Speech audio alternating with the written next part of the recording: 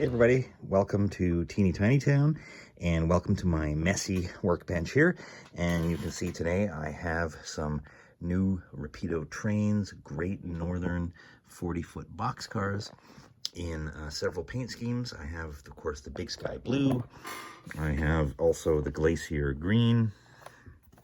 I have the earlier Mineral Brown. And this last one, Vermilion, I guess is the color.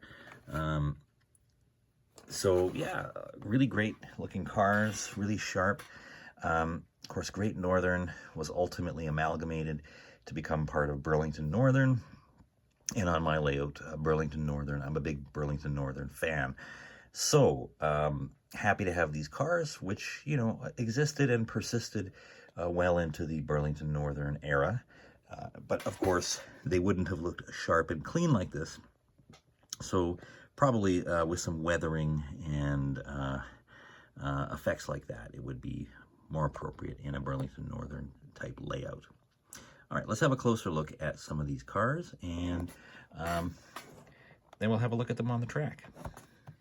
So opening up the box, and of course it's, you know, nothing too different than what we normally see, the standard Rapido style packaging. Inside the box you will find, of course, your car. And there's essentially two types of cars in this series. The earlier iteration with a early improved dreadnought end, and later series that were built a little bit later with a slightly different improved dreadnought end.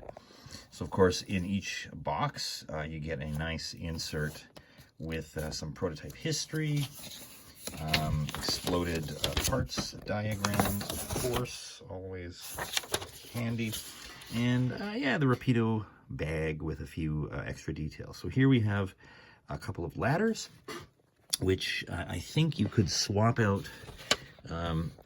I think the later cars had, if I'm not mistaken, shorter ladders, and I think they also lacked the roof walkway.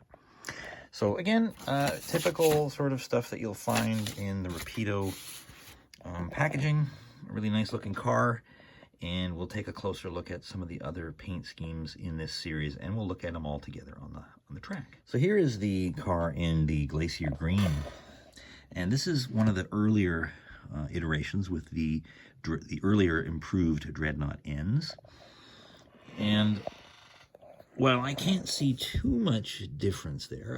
I'm told that there is a difference in those dreadnought ends from cars built a little bit later. The difference being the rib shape, the main rib shape. But again, I'm not entirely sure that I could tell the difference, but I'm sure upon comparison, I would probably I'd be able to spot some difference. But what is probably most notable here between the later car and the earlier version is this really nicely done etched metal walkway on the roof here. Really nice detail here. Nice separately applied, very clean lines, straight. A really nice looking car overall. So we'll take a look at this one on the track as well.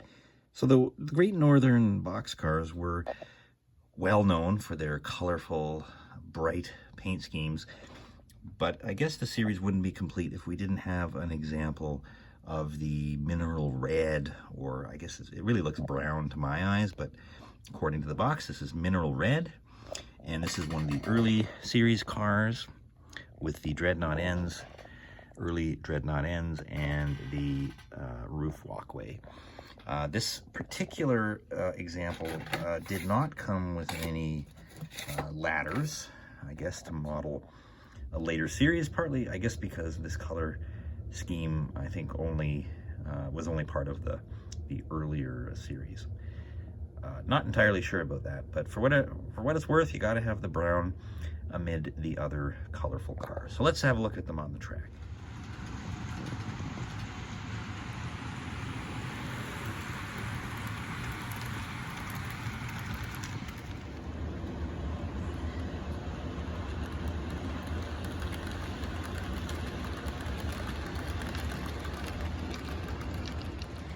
Well, thank you everybody for watching this episode of Combs Teeny Tiny Town. I hope you've enjoyed it.